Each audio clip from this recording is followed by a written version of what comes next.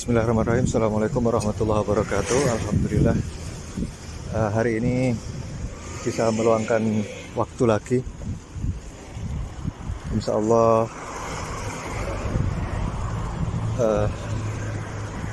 membahas beberapa hal, membahas mengenai kondisi di akhir zaman, ketika ilmu diangkat dan ulama diwafatkan. Beberapa hari yang lalu, tepatnya 3 Ramadan 1445 Hijriah, baru saja kita diberitakan wafatnya seorang ulama di Indonesia, seorang yang banyak memberikan kontribusi dakwah Islam, seorang yang memiliki banyak sanad keilmuan Islam, baru saja meninggal dunia. Bahkan sebenarnya kita umat Islam ini setiap waktu telah kehilangan banyak ulama. Banyak ulama diwafatkan, artinya ilmu-ilmu juga diangkat satu persatu. Ada banyak ulama selain beliau yang tidak diketahui khalayak ramai ya, mungkin diwafatkan juga oleh Allah pada hari yang sama, pada waktu yang sama.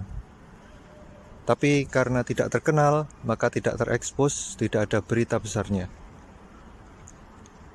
Ada ulama yang diwafatkan dengan sakit, ada yang mendapat penyakit tertentu hingga wafat. Ada pula ulama yang wafat karena telah berusia, sudah sepuh. Atau bisa jadi ada pula ulama yang diwafatkan di medan perjuangan melawan penjajah misalkan, atau bahkan mungkin ada ulama yang wafat dalam penjara. Wallahu a'lam. Nah, untuk para alim ulama yang telah dipanggil oleh Allah, mari kita doakan semoga husnul khotimah, semoga diberikan tempat sebaik-baiknya di surga kelak. Amin. Semoga juga sanad keilmuan yang dimiliki para ulama yang telah wafat tersebut tetap memiliki penerus. Semoga ada penggantinya yang meneruskan untuk mendidik umat. Nah, ada hal yang mungkin lepas dari perhatian kita sebenarnya. Kita selalu berpikir bahwa ilmu itu diangkat adalah dengan fakta atau kejadian ketika banyak ulama yang wafat. Apakah benar demikian? Mari kita perhatikan lebih mendetail, lebih teliti lagi apa yang sebenarnya terjadi ya. Jadi umat Islam itu telah terkoyak begitu lama. Umat Islam telah terjajah begitu lama. Bahkan penyebab semakin tidak berkembangnya ilmu pengetahuan di dunia Islam ini telah dimasukkan atau diinjeksikan atau digelontorkan untuk menggerogoti umat Islam sejak jauh sebelum penjajahan secara militer. Nah, bahkan bisa saya katakan di sini bahwa salah satu penyebab kalahnya negara-negara Islam, terjajahnya negara-negara Islam secara militer, itu juga hasil dari penyusupan dari intrusi tersebut. Artinya semenjak itulah ilmu mulai diangkat dari akal pikiran dan hati umat Islam, diganti secara bertahap dengan kecintaan terhadap kemegahan dan memperturutkan hawa nafsu. Nah, keinginan untuk memperturutkan hawa nafsu ini menjadi senjata bagi negara-negara musuh untuk menggerogoti umat Islam, bahkan jauh sebelum penjajahan di seluruh wilayah negara Islam secara militer dilakukan. Nah, umat Islam digerogoti pola pikir keilmuannya dengan menyajikan elemen-elemen pemuas nafsu, dengan membudayakan hal-hal yang aslinya dibatasi dalam Islam, atau bahkan hal-hal yang diharamkan dalam Islam, tapi kemudian digelontorkan untuk dibudayakan, dikembangkan dalam masyarakat. Contohnya dengan pembudayaan pemakaian ganja dan opium. Itu kita tengok dalam sejarah banyak digelontorkan untuk menggerogoti generasi muda Islam. Ini sesuatu yang memabukkan dan membuat ketagihan, padahal zat-zat tersebut membuat akal pikiran menjadi buntu dan terganggu, kesehatan mental, spiritual, dan fisiknya juga terganggu, jadi tidak sehat, jadi sakit. Nah, ada pula elemen yang melonggarkan dan memaksakan dalam pola pikir ya, tentang kebebasan memperturutkan hawa nafsu, sehingga berkembanglah kebiasaan semakin bebas membuka aurat, semakin bebas bertingkah laku, semakin bebas bergaul, semakin bebas menikmati pornografi, dan bahkan menjadi pelaku porno aksi. Nah, kemudian dilengkapi dengan yang pertama tadi, semakin bebas mendapatkan hal-hal yang memabukkan seperti ganja dan opium. Nah, dan juga minuman memabukkan lainnya yang menghilangkan akal pikiran. Nah, jadi diangkatnya ilmu dari umat Islam sebenarnya selain diwafatkannya orang-orang berilmu, yaitu alim ulama, juga dengan cara digelontorkannya pola pikir cinta kemegahan dan memperturutkan hawa nafsu. Dan itulah kemudian selain menghilangkan budaya keilmuan dari dunia Islam, itu juga menyebabkan terpuruknya kedisiplinan dan kekuatan militer umat Islam, sehingga seluruh wilayah Islam bertahap dijajah secara militer. Nah, ternyata tidak sampai di situ saja. Ada satu pola lagi untuk menghilangkan ilmu dari umat Islam. Tadi sudah dua ya. Yang pertama dengan wafatnya alim ulama. Ada yang wafat secara normal karena usia, karena sepuh. Tapi ada juga alim ulama yang wafat karena dipenjara sampai wafat oleh penguasa, misalkan oleh penguasa yang zalim, atau dibunuh oleh penjajah.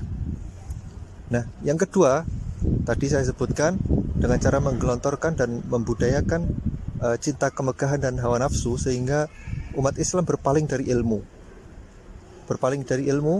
dan berpaling dari alim ulama. Dengan demikian jumlah kaderisasi ulama juga semakin menyusut dikarenakan kerusakan moral secara masif di masyarakat. Tapi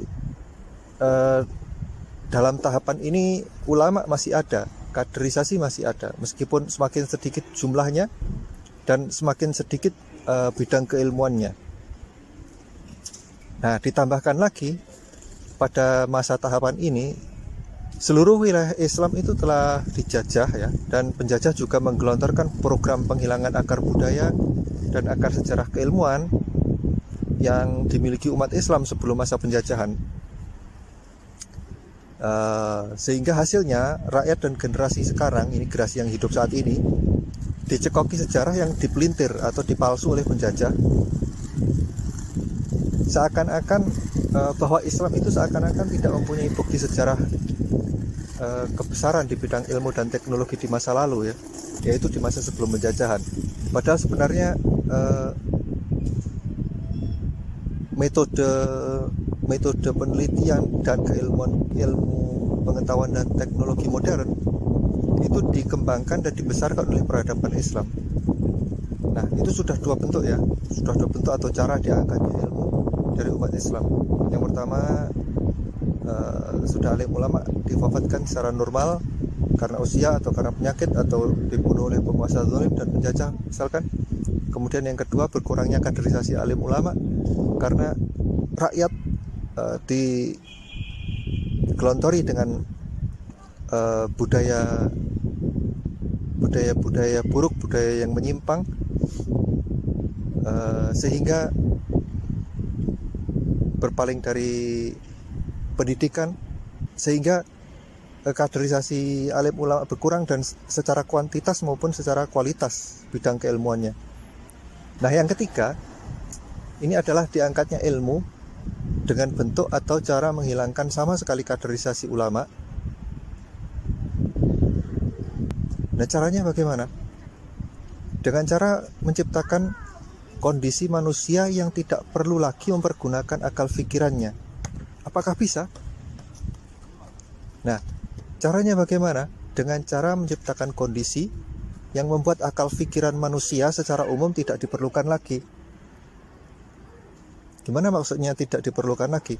Jadi dibuat agar tidak diperlukan lagi adanya guru, dibuat agar tidak diperlukan adanya kaderisasi ulama, dibuat agar tidak diperlukan lagi adanya pemegang syarat keilmuan, dibuat agar akal pikiran manusia jadi bergantung pada hal lain.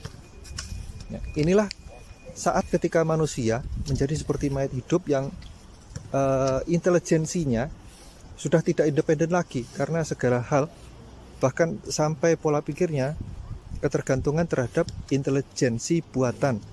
Nah, atau dalam bahasa Inggrisnya berketergantungan terhadap artificial intelligence atau AI. Sampai bahkan dengan keputusan baik buruk, keputusan benar salah itu diputuskan oleh AI atau digantungkan kepada hasil proses AI. Nah, manusia secara umum tidak perlu lagi untuk mencari ilmu. Secara umum tidak perlu lagi memiliki ilmu, karena semua hal tinggal bertanya kepada AI, diambillah keputusan dari situ. Nah, inilah era zombie, era mayat hidup, era diangkatnya ilmu.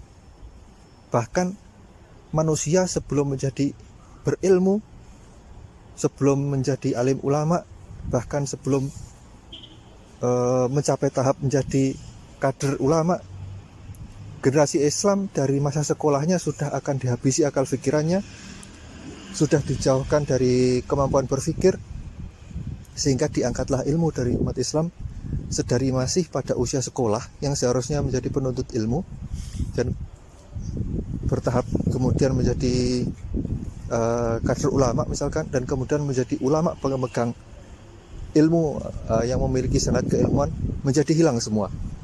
Nah, itu akan tinggal kenangan saja. Ketika ilmu sudah diangkat, manusia hidup seperti hewan yang tidak perlu berpikir baik buruk, seperti zombie yang terpaku fokus pada keputusan AI. Jadi norma baik buruk itu sudah ditetapkan oleh AI. Segala hal ditetapkan oleh AI. Manusia secara umum tidak perlu mempergunakan akal pikirannya lagi. Nah, ketika periode ini sudah lengkap, maka akan terbukti kondisi akhir zaman seperti yang telah dinyatakan dalam Islam, bahwasanya kondisi akhir zaman itu nanti ketika ilmu diangkat, manusia akan hidup seperti hewan yang memperturutkan hawa nafsunya. Nah, sekarang tugas kita, generasi muda Islam, generasi Islam zaman ini, mari kita genggam ilmu pengetahuan, mari kita hambat proses diangkatnya ilmu dari akal pikiran kita, mari kita hambat proses diangkatnya ilmu dari umat Islam. Nah, apakah kita harus menjauhi AI? Apakah kita harus menjauhi artificial intelligence? Tidak, bahkan sebaliknya ya. Kita harus menggenggam AI, kita harus menguasai AI. Sebelum AI secara total menghancurkan keilmuan kita. Seperti sebuah pepatah mengatakan, barang siapa menguasai bahasa suatu kaum, maka ia akan selamat dari tipu daya mereka. Maka dari itu, mari kita kuasai bahasa komputer, mari kita kuasai bahasa AI, mari kita kuasai bahasa yang digunakan untuk menyusun AI, sehingga kita selamat dari tipu daya AI.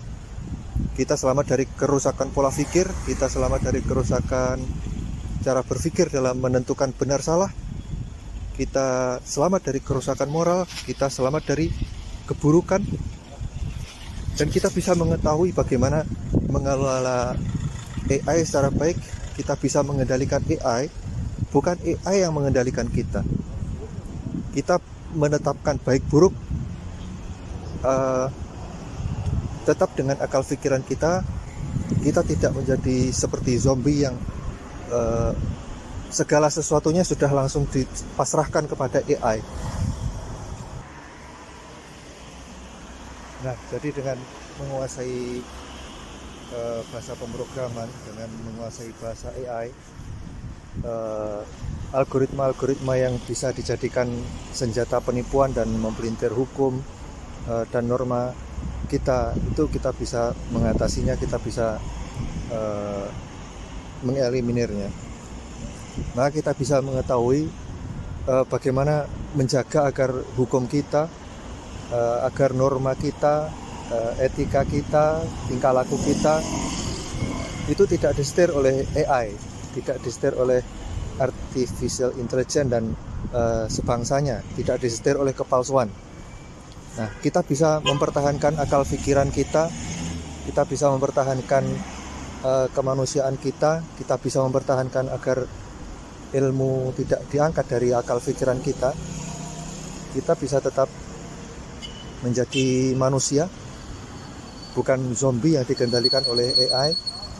Kita bisa tetap menjadi manusia yang berilmu, kita tetap menjadi manusia yang berakhlak, berbudi pekerti. Jadi bukan menjadi hewan berwujud manusia penghuni bumi di akhir zaman seperti yang sudah dinyatakan dalam Islam. Nah, demikian, semoga kita semua dijaga oleh Allah dan dijauhkan dari keburukan. Amin ya rabbal alamin. Quote kita hari ini adalah, barang siapa menguasai bahasa suatu kaum, maka ia akan selamat dari tipu daya mereka. Terima kasih atas perhatiannya, semoga bermanfaat bagi semua. Silahkan like, share, subscribe, dan komen atau ajukan pertanyaan. Sekian untuk kali ini, semoga bisa ada kesempatan lagi di lain waktu. Terima kasih. Assalamualaikum warahmatullahi wabarakatuh.